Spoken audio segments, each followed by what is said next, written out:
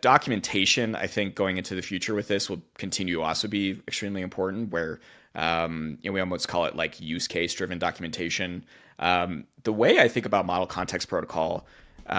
isn't too detached from like documentation, because a lot of the tools that an agent will actually read off an MCP server have sort of little descriptions and like I guess annotations on the tools themselves, because that's the only way that these things are going to understand how they work. It could be some get endpoint, like get v1 users, and then a little description that's like this will do this, this, and this, because ultimately the LLMs at the beating heart of all these agents are doing natural language processing, despite a lot of the fancy like JSON fine tuning and the tool calling and all this stuff. That natural language processing is extremely important. So all that being said, is there's definitely a future where the documentation that you build for your APIs